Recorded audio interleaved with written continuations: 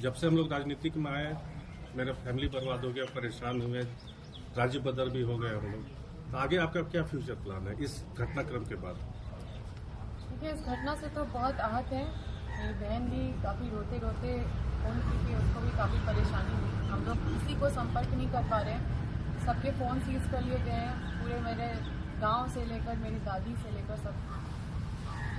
तो निश्चित रूप से प्रताड़ना जब अपने ऊपर होता है तो सह लेते हैं। मेरे साथ जो करना है वो करे, हम सह लेते हैं। लेकिन अगर मेरी माँ के साथ हो, अगर मेरी छोटी बहन के साथ हो, मेरी दादी के साथ हो, वैसे लोग के साथ हो जो सीधे साधे और मतलब जो इन सब चीज़ों से बहुत परेशान हो जाते हैं, बहुत विचलित हो जाते हैं, तो निश्चित रूप से एक मानसिक प्रताड़ना होती है। और इस चीज़ को एज अ चैलेंज स्वीकार भी कर रहे हैं। और राजनीति कंटिन्यू करेंगे। देखिए, हमें लोगों ने यहाँ तक पहुँचाया है और हम बहुत संघर्ष करके यहाँ तक आए। बहुत आसान रास्ता नहीं था, बहुत सारे चुनौतियों को पार करके आए हैं। जब हम कुछ नहीं जानते थे, तब किताबों तक सीमित थे, तब हम सार्वजनिक जीवन में सीधा मतलब हमें एक्सपोज कर दिया गया। उस समय भी मेरे कोई गुरु नहीं थे, मेरे कोई राजनीतिक सलाहकार नहीं थे, कोई मेरा कोई गार्जियन नहीं थे, क्योंकि मेरा पूरा फैमिली जेल में था। और साल भर 3 साल तक 4 साल तक मेरे विधायक होने के बाद भी मेरा पूरे परिवार जेल में रहा। अभी हाल फिलहाल मेरे माता पिता निकले हैं। मैंने अपने सूझबूझ से पूरा अपना राजनीतिक शुरू किया। कोई मुझे बताने वाला, सिखाने वाला नहीं था। मुझे जो सही लगा, मैं अपना दिल साफ, मन साफ था, लोगों की सेवा में ही मतलब जैसे जैसे लोग आए, जैसे जैसे लोगों का समस्या था, हम जैसे उसको डील कर सकते थे, जैसे उसको सॉल्व करने के लिए जिस तरह से बढ़ सकते थे, वैसे हम बढ़े। बहुत कुछ सीखे हैं, बहुत कुछ इन चुनौतियों ने बहुत कुछ सिखाए हैं, मजबूत बनाए हैं। कैसे अपने इमोशंस को हैंडल करना है, ये सीखा है हमने आगे। और ये भी अनुभव किया है कि राजनीति बिल्कुल कठिन चीज़ है आज के दौर पे। और अगर आप एक संघर्षशील नेता हैं और आप जनता की लड़ाई लड़ते हैं, तो आपको ख़त्म करने के लिए पूरा सिस्टम लग जाता है ऐसे दौर पे। तो ये एक अलग विषय है। और अब हम लोग इस जांच में पूरा सहयोग करेंगे, केंद्रीय एजेंसी है। बाकी आगे क्या होगा वो राम भगवान जानते हैं। मैडम, आप पर आरोप लग रहा है कि बालू और जमीन आपके बड़का गांव के इशारे पे चलता है। देखिए, एक बात स्पष्ट है, मेरे क्षेत्र में बालू है, मेरे क्षेत्र में कोयला है, मेरे क्षेत्र में और क्या बोले, जमीन। देखिए, मेरे क्षेत्र में क्योंकि वहाँ पे अवेलेबल है, लोग बालू ज़रूर उठाते हैं, कोयला उठाते हैं, सब अपना व्यापारी करते हैं, ये करते हैं। हम लोग का डायरेक्ट कोई इन्वॉल्वमेंट नहीं है किसी भी चीज़ से। भले हमारा जैसे लोग अगर साइकिल से पकड़े जाते हैं, कहीं कोयला लेके जाते हैं या मोटरसाइकिल से पकड़े जाते हैं, तो हमें ज़रूर फ़ोन करते हैं या हमारा नाम ले लेते हैं कि हम लोग विधायक जी का आदमी हैं। तो हम लोग संरक्षण देने का काम करते हैं वैसे गरीब लोग को, क्योंकि हम लोग किसी का कंप्लेन नहीं करते हैं। ये आरोप ज़रूर लगता है कि मतलब वहाँ पे ये हो रहा है, वो हो रहा है, लेकिन जो बड़े बड़े उद्योगपति लोग हैं, जो बड़ी मछली है, उसके खिलाफ ज़रूर आवाज़ उठाते हैं। जो छोटी छोटी मछली है, वो मुझे लगता है कि उनका अधिकार है क्षेत्र में, क्योंकि क्षेत्र है उनका। उनके घर में अगर कोयला हो रहा है तो उनका अधिकार है कि बगल से जलावन उठा के ले जा सकते हैं। तो इन सब चीज़ों पे हम किसी का पेट पे लात मारने का काम नहीं करते। और इस वजह से भी, क्योंकि काफ़ी लोग का रोजी रोटी इसी सब चीज़ से जुड़ा हुआ है, तो लोग को कुछ बोलना रहता है तो हमारा नाम ले लेते हैं उस चीज़ में। लेकिन आप किसी से भी जाके बड़का गांव में पूछिए कि क्या वो अगर साइकिल से, मोटरसाइकिल से या किसी भी चीज़ से अगर वो कोयला या कुछ भी अपना रोजी रोटी के लिए कर रहे हैं, रोज़मर्रा जीवन को चलाने के लिए कर रहे हैं, तो क्या अम्बा प्रसाद उस पर कहीं पे भी उनसे उनका एक भी रुपया या एक भी चीज़, हम आज तक कोई भी बता दे कि अम्बा प्रसाद किसी से ऐसी चाहिए। ये बड़ी मछलियाँ कौन है जिनके खिलाफ आप आवाज उठा रही हैं? और ये बड़ी मछलियाँ कंपनी है। एनटीपीसी, हाँ, ये बड़ी मछलियाँ कंपनी है। ये आपने बहुत बड़ा आरोप लगाया है कि भारतीय जनता पार्टी और राष्ट्रीय स्वयंसेवक संघ के कार्यकर्ताओं ने आपको हजारीबाग लोकसभा, चतरा लोकसभा से चुनाव लड़ने का अवसर दिया। तो वे कौन लोग थे, उनका नाम? देखिए, हम इनका रिस्पेक्ट करते हैं और ये लोग क्योंकि किसी जान पहचान के ये से आए, तो हम चाहेंगे कि आप विपक्ष से पूछिए, क्योंकि मतलब हम लोग छीछा लेदर करने वाले लोग नहीं हैं।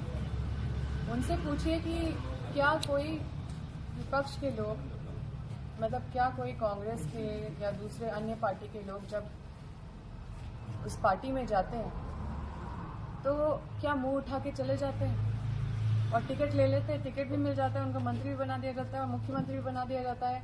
तो ऐसे लोग से नेगोशिएट कौन करता है? कोई ना कोई तो इनसे मिलता होगा, कोई ना कोई तो इनके पास आते होंगे बात करने के लिए, इनको मोटिवेट करने के लिए, तरह तरह की चीज़ों को करने के लिए। तो ये तो अपने से मुंह उठा के तो नहीं चले जाएंगे। और इतने 100 से ज़्यादा लोग जो अन्य पार्टी से, कांग्रेस पार्टी से, अन्य पार्टी से जो उस ओर गए हैं और सीधा उनको टिकट मिला है, सीधा वो मंत्री, मुख्यमंत्री जो भी बने हैं, ये यूं ही नहीं बन जाते हैं। ये आप लोग भी उतने भोले नहीं हैं। तो ask them to expose those people, उन लोगों को सामने करिए, ये वही लोग में से है। आपका पेपर में जो आया है आगे सबसे पहले आप सभी को जोहार है, क्योंकि अफवाहों का बाजार है और मीडिया में तरह तरह की बात फैलाई जा रही है सूत्र के हवाले से। ये सूत्र कोई और नहीं, हमारे विरोधी हैं। कहीं हम देख रहे हैं कि कोई 200 एकड़ की मालकिन हमको बना दे रहे हैं, तो कोई कुछ बना दे रहे हैं, तो कोई पता नहीं मुंबई से मेरा लिंक कर रहे हैं कि वहाँ पे मेरा कोई बंगलो है, तो पता नहीं कहाँ क्या है। तो मैं ये प्रेस आप लोग के समक्ष इसलिए आई हूँ क्योंकि ये अफवाहों का बाज़ार, देखिए मानसिक रूप से प्रताड़ना तो कई चीज़ों से हो ही रहा है, और ये जो अफवाहों का बाज़ार है उससे और भी मानसिक प्रताड़ना हो रही है। इसलिए वैसे मीडिया बंधु से हम अनुरोध करना चाहते हैं कि जो सूत्र के हवाले से जो खबर दे रहे हैं, ये सूत्र हमारे विरोधी हैं, उसके हवाले से जो अफवाहें फैलाई जा रही है, ये नहीं होना चाहिए। इससे मानसिक प्रताड़ना होता है। और मैं आप सभी को स्पष्ट करना चाहती हूँ कि मेरे नाम से सिर्फ एक मेरा गाड़ी है जो विधानसभा से फिनांस्ड है, जिसका टाइम टू टाइम मेरे सैलरी से कटता रहता है पैसा। तो ये चीज़ है। और पृथ्वी में मेरा कोई भी चीज़ कहीं भी मिल गया, ये मतलब मैं गारंटी से बता सकती हूँ कि मेरा उसके सिवा कहीं भी पृथ्वी में कहीं कोई 1 इंच कोई चीज़ और नहीं, सिर्फ मेरे गाड़ी के सिवा। ये है जो जब्ती करके जो ईडी ले गए हैं, वो एक डिस्क्रिप्शन बना के हमें रिसीव कराए हैं। इसको आप पढ़ सकते हैं। कई लोग कितना है संख्या? मेरे पास से, मेरे घर से, मेरे कहीं से भी कहीं भी कोई नगद बरामद नहीं हुआ है। कुछ पैसा था मेरा 1300-1400, उसको छोड़ दिए, वो लोग नहीं लेके गए। कुछ डॉक्यूमेंट्स लेके गए हैं, आप लोग देख लीजिए ऑफिस जाके, और वहाँ पे भी कहीं पे भी जाके ऑफिस जाके देख लीजिए। अब ईडी एक केंद्रीय एजेंसी है, वो अपना जांच कर रही है। उनके जांच में हर संभव हम लोग उनको कोऑपरेट करने के लिए तैयार हैं, कोऑपरेट करेंगे। हम लोग न्याय का सहारा लेंगे, कानून का सहारा लेंगे, और हम लोग कानून के पालक हैं। हमारे ऑफिस से भी जितना मैं जनता से जुड़ा हुआ जितना भी फाइल था, जिससे मैं जनता से कनेक्ट करती थी, वो सारा फाइल ले गए। ऑफिस में जितने भी आवेदन थे लोगों के, जितने भी आवेदन थे, जो अपडेटेड रहता था कि कहाँ क्या हुआ है, या कहाँ क्या होना है, या किसका क्या समस्या है, किसका कितना सारा राहत मेडिकल इश्यूज़ को लेके हम लोग जो लेटर लिखे थे, जो भी बहुत सारे ऐसा चीज़ था जो वो ले गए। खैर वो जो ले गए हैं, मुंबई तक मेरी बहन तक भी पहुंचने का कोशिश किया गया। अब उसे वहाँ से रेंट से निकालने का वहाँ पे बोला जा रहा है, आप छोड़ दो ये जगह। वो तो वहाँ पे रेंट में पीजी में रहती है, ग्रेजुएशन कर रही है, अपना पढ़ाई कर रही है, साथ में अपना कुछ स्टार्टअप देख रही है और बहुत छोटी है, मेरे से 6-7 साल की छोटी है। तो वो भी रोते रोते कॉल किए। हम लोग मानसिक प्रताड़ना से ऑब्वियसली मतलब हम लोग गुजर रहे हैं। तो आप लोग से बस यही अनुरोध करेंगे कि किसी भी तरह का अफवाह ना उड़ाए। आप हमसे जो भी मांगेंगे, जहाँ का भी सीजर लिस्ट मांगेंगे, जहाँ का भी क्या क्या सीजर किया है, हम आपको ये एविडेंस है, ये डॉक्यूमेंट हम शेयर करने के लिए तैयार हैं। इसका आप लोग पढ़ के आप लोग देख सकते हैं। लेकिन इसके अलावा हमारे घर से ना ही कोई वैसे संदिग्ध चीज़ कोई मिली है, ना ही कोई वैसा कोई कैश बरामद हुआ है। अफवाह ये भी उड़ाया जा रहा है कि सीईओ के साथ मेरा रिश्ता, जबकि हमने और मेरे पिताजी ने ये जो ज़मीन का ज़मीन विवाद वाला मामला में जो मुझे आप लोग कई लोग हाईलाइट किए थे कि ज़मीन हड़पने का मामला, उसमें ये सीईओ ने ही हम लोगों को फंसाने का काम किया एसडीओ के बोले। और इस पर जब हम लोग सख्त हुए कि कहाँ पे हम लोग का इन्वॉल्वमेंट है, तब जाके ये लोग बैकफुट में आए। और आप लोग खुद जानते हैं कि एसडीओ इस जिला में किस तरह से काम कर रहे थे। वो यहाँ पे चीफ सेक्रेटरी थे, डीसी से भी ज़्यादा पावर रखने का उनका पावर था, और वो उनको संरक्षण उतना पूर्व के सीएस दिए थे। तो ये सारा चीज़ आप लोग भी जानते हैं, इसलिए मेरा नाम किसी भ्रष्ट अफसर के साथ ना जोड़ें। हम हमेशा भ्रष्टाचार के खिलाफ हैं और हमेशा आवाज़ उठाते रहे हैं। जो भी जनता का काम अगर नहीं होता या जो भी होता तो उस पर हमेशा लड़ते रहे।